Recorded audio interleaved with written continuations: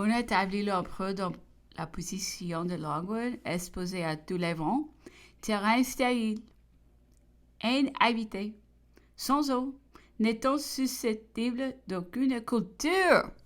Il y a une enceinte d'environ 1203 inculte à 11 ou 1203 sur une mamelon. On a établi un camp. On vient d'en placer un autre à peu près à la même distance, dans une direction opposée, de sorte qu'au milieu de la chaleur du tropique, de quelques côtés qu'on regarde, on ne voit que des camps. L'amiral Malcolm, ayant compris l'utilité dans cette position, une tente serait pour l'empereur. On a fait établir une par ses matelots à 20 pas de la maison. C'est le seul endroit où l'on puisse se trouver de l'ombre.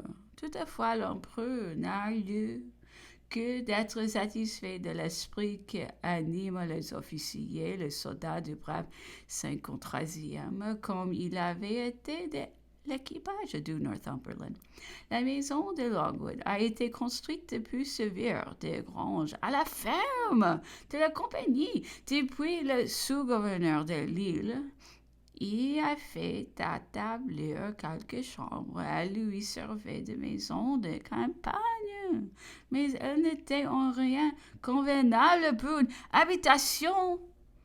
Depuis un an qu'on y est, on y a toujours travaillé, et l'empereur a constamment eu l'incommodité et l'insalubrité d'habiter une maison en construction. La chambre dans laquelle il couchait trop petite pour contenir un lit d'une dimension ordinaire, mais toute petite à Longwood prolongerait l'incommodité des ouvriers. Cependant, dans cette misérable île, il existe de belles positions offrant des beaux arbres, des jardins et d'assez belles maisons, entre autres Plantation House, mais d'instructions positives du ministère vous interdisant de donner cette maison, ce qui épargnait beaucoup de dépenses employées à bâtir à Longwood des cahutes couvertes de papier goudronné et qui déjà sont hors de service. Vous avez interdit toute correspondance entre nous et les habitants de l'île. Vous aviez mis de fait la maison de Longwood au secret.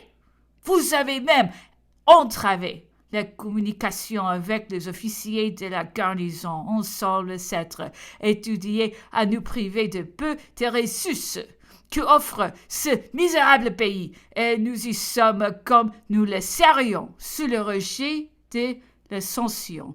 Depuis 4 mois que vous êtes à Sainte-Hélène, vous avez, monsieur, empiré la position de l'empereur. Le comte Bertrand vous a observé que vous violiez même la loi de votre législature, que vous fouliez aux pieds les droits des officiers généraux, prisonniers de guerre. Vous avez répondu que vous ne connaissiez que la lettre de vos instructions, qu'elle était en pire que nous paraissait votre conduite. J'ai l'honneur signé le comte de Montauban. PS.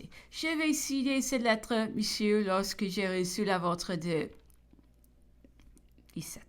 Vous y joignez le compte par aperçu d'une somme annuelle de 20 000 livres sterling, que vous jugez indispensable pour subvenir aux dépenses de l'établissement de Longwood. Après avoir fait toutes les réductions que vous avez cru possible, la discussion de cet aperçu ne peut nous regarder en aucune manière. La table de l'empereur est à peine le strict nécessaire.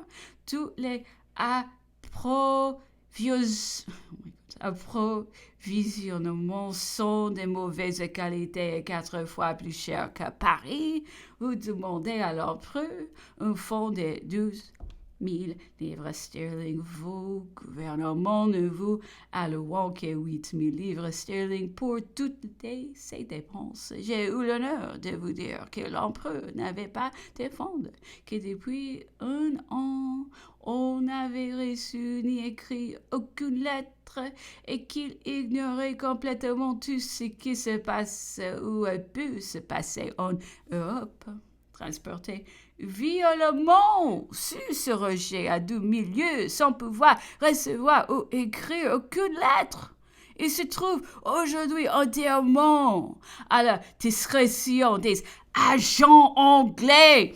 L'empereur a toujours désiré et désire pouvoir lui-même à toutes ses dépenses quelconques, et il le fera aussitôt qu'il vous la lui rendrait possible en levant l'interdiction faite aux négociants de l'île de servir sa correspondance et qu'elle ne sera soumise à aucune inquisition de votre part ou aucun de vos agents. Dès que l'on connaîtra en Europe les besoins de l'empereur, les personnes qui s'intéressant à lui enverront les fonds nécessaires pour y pouvoir. La lettre de Lord Bathurst que vous m'avez communiquée fait naître d'étranges idées. Vos ministres ignoreraient-ils donc que le spectacle d'un grand homme aux prises avec l'adversité est le spectacle plus sublime? L'ignoreraient-ils que Napoléon a senti au milieu des persécutions de toute espèce auxquelles il ne posait que de la sérénité est plus grand, plus sacré, plus vénérable que sur les premiers trônes du monde. Aussi longtemps il fut l'arbitraire des rois. Ceux qui, dans cette position manquant à Napoléon, n'avisent que leur propre caractère et la nation qu'ils représentent. Samedi 24. Ma famille anglaise. Juste date de reconnaissance de la part de la migration envers les Anglais.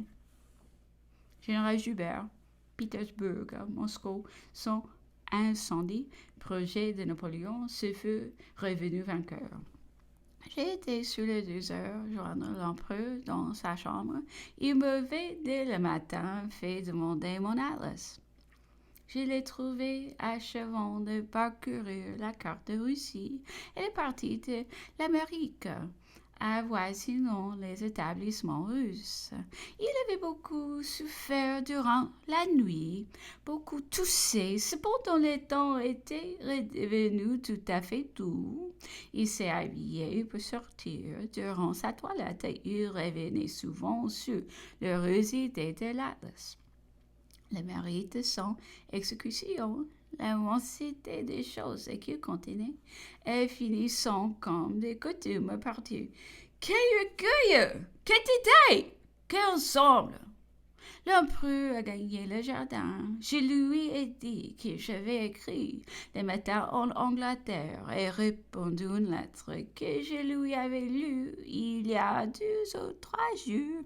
Votre famille anglaise, m'a-t-il dit alors, semble faite de bien braves gens. Ils vous aiment beaucoup et vous leur êtes bien attachés.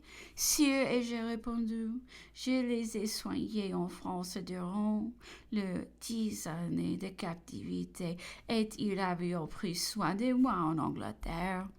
Durant mes 10 années d'émigration, c'est désormais entre nous tout à fait l'hospitalité des anciens. Je compte sur eux en toutes choses et ils pourraient en disposer de tout ce que je possède. Voilà une liaison bien heureuse à Titi. Qui est-ce qui vous l'a procurée? Comment est-elle venue?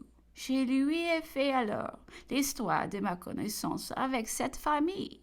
Jamais, lui disais-je, la planche de laquelle le malheureux naufragé reçut son salut ne lui fut plus cher que ne me l'est cette famille, sire.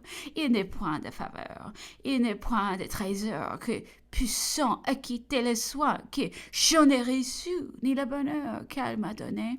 Quel est dur excès de notre révolution nous forceront d'aller chercher refuge en Angleterre. Notre émigration causa la plus vive sensation.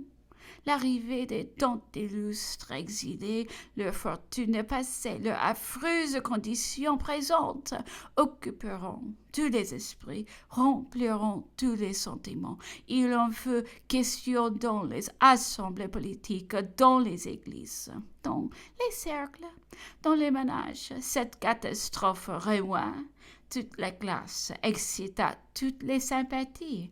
Une foule généreuse et sensible s'empressa autour de nous.